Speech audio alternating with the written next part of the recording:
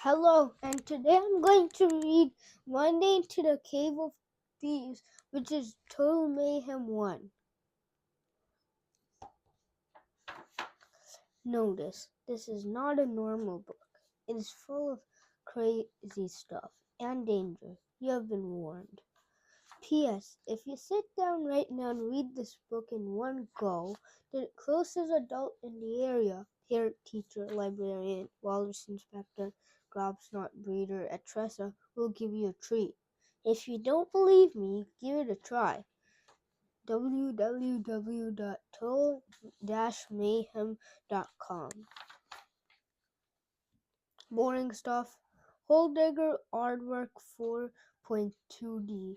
Stalactites, stalagmites. Absolutely no idea what this is.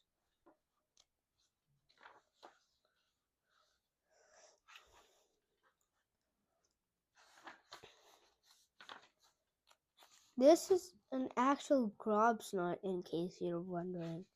Chapter 1, Before Breakfast. It really annoys me when one gets into a total mayhem situation before breakfast, which is exactly what happened to me this morning. I just poured myself a glass of fresh wombat juice and was sitting down to a bowl of cereal when my KB-15 started flashing red. As you probably know, a red flashing KB-15 means danger is very close. I didn't even have time to prepare. I went straight to the front door, opened it, and there I saw them. 3 combat-ready scallywags. And not just any old scallywags, wrestle scallywags. The most agile scallywags around. And beside them was the two-tailed devil cat. I immediately knew that this is not a good situation because A, I was still in my pajamas. B, I was outnumbered. C, I was still holding my bowl of cereal.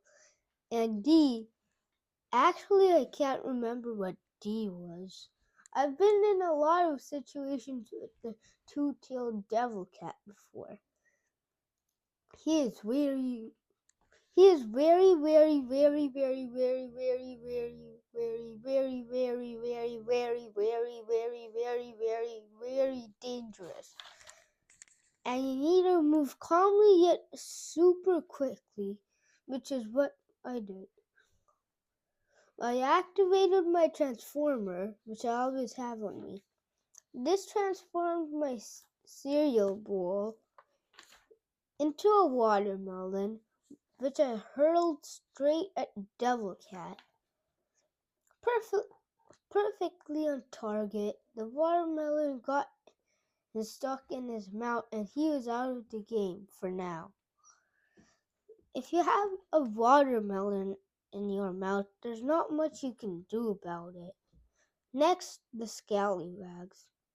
I have had over 345 encounters with wrestle scallywags, and I know you need to act fast.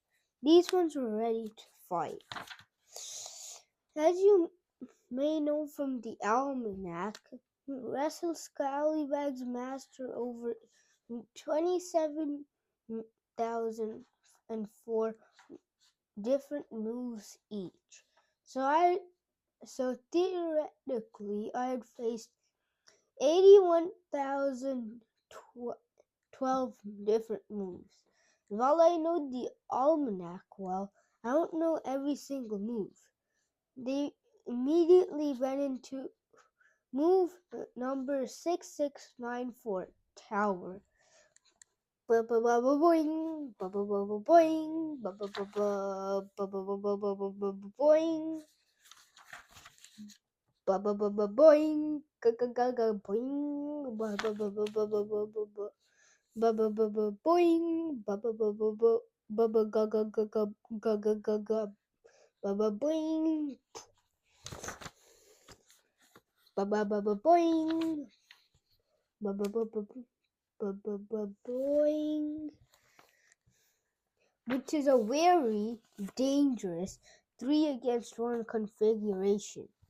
So I activated my transformer to change the ground between us into quicksand. Why quicksand, I hear you ask? Unfortunately, I don't have time to explain my every move when I'm in a total mayhem situation. Sorry. The rascal scallywags began to build, but they didn't see the quicksand and oh no, no, oh no, no, oh no, no! Game over. I went back inside and poured myself another bowl of cereal. Zoots. And that's how my day started. It was kind of annoying, with no wombat juice. Plus, I had to eat my cereal really fast. But that's what you have to deal with when you're me. Chapter 2, Vegetables. So after breakfast, I got changed, packed my bag, and went off to my school's Red Hump Elementary. And on the way there were no incidents. No combat incidents, and certainly no total mayhem incidents. School's Red Hump Elementary. Then I saw my best friend, Rob Newman. He asked if I wanted to have a quick game of paper, rock, scissors, carrot, spoon, tissue, elbow. It's a complicated game and I don't have time to explain it right now.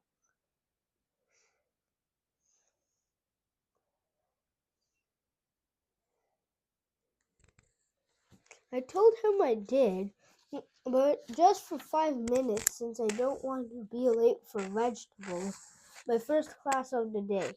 I love this class mainly because of Carrot 27B. Rob laughed at me. You love that carrot, he said with a smile. So true. We played one round. Rob won, but I didn't mind. Then I headed off to the school's vegetable garden. Mrs. Hogmanham is our vegetables teacher. She teaches us 1. How to grow vegetables, and 2. How to speak the main vegetable languages. She said that she speaks over 300 different vegetable languages. Also, she is world famous for Carrot 27B. There are 3 things you need to know about this epic vegetable. 1. Mrs. Hogmanham planted it. 2. It's the world's largest carrot. 3. I love carrots, so it's very important to me.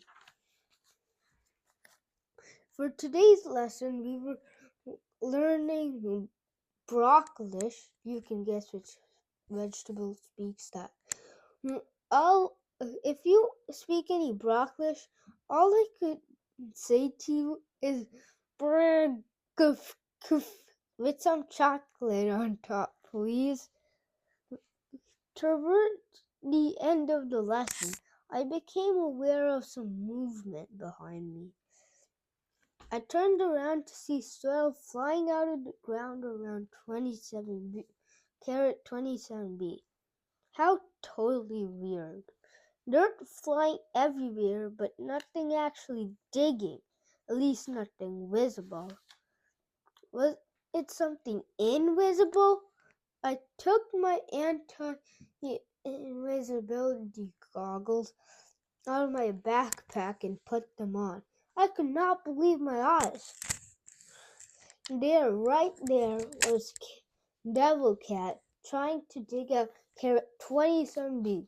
I had to act, and I had to act fast. I activated the anti-invisibility goggles built-in WAMP transponder. This turned my voice into the voice of Devil Cat's mother. I ran for him, yelling as loud as I could, and boy did it work. Devil Cat dropped his spade and ran for his life. He must be truly terrified of his mom. But Mrs. Hogmanay Hognahom and the rest of the class were staring at me as if indeed I was completely out of control. Luckily, right then the bell rang and it was the end of the lesson. A big relief because it was going to be hard to explain to everyone that I was chasing away an invisible cat. Chapter 3, Wobble Ball. Next up was Wobble Ball class, Jim. Now, I don't mind Wobble Ball, but the problem is that it's in the gym building. A floor to gym building is really hard, which means A, is often cold, and B, it's hard to dig through, so you can't really escape if you need to. In a lot of my other classes, I have effective ways of escaping.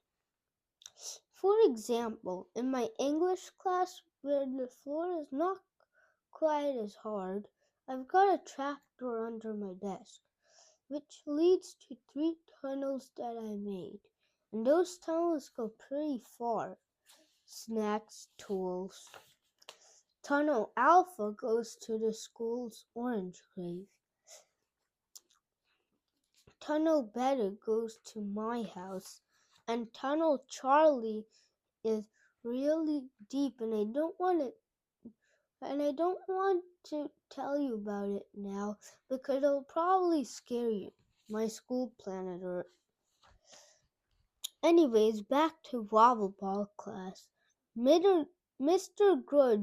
Grudzinski is our Wobble Ball instructor, and there are 2 things you need to know about him. One, he has been the world Wobble Ball champion for the last 3 years, so he is really famous. 2, it is rumored that he is totally bald but wears a wig and has a tattoo of a dancing aardvark right on the top of his head. MG. As reigning World Wobble Ball champion, Mr. Grudzinski is holder of the Remington Hobbs Trophy. It's made of solid gold. It lives in its own special, highly secure, bulletproof cabinet in the gym, which is attached to the floor on a dynamite-proof concrete plinth. Bulletproof glass, dynamite-proof concrete. Mr. Grudzinski polishes the cabinet at least twice a day. As everyone knows, the Remington Hobbs Trophy is named after Sir Stephenson Remington Hobbs, inventor of Wobble Ball, RH. We have a massive poster of him in the gym. He was the world champion for the first 4 years, but in the 5th year, he has lost the trophy to Mr. Grudzinski, who has won the competition every year since.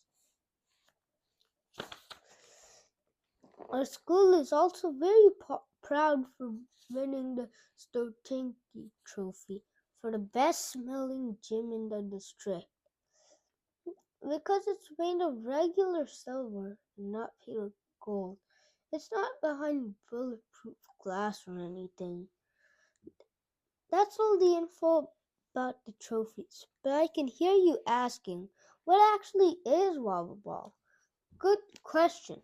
It's a sport that involves racing around a, a room while balancing atop a big wobbly rubber ball. It's fun, but it's also quite difficult. 1, 2, 3, 4. And what do we do in wobble ball class? We race.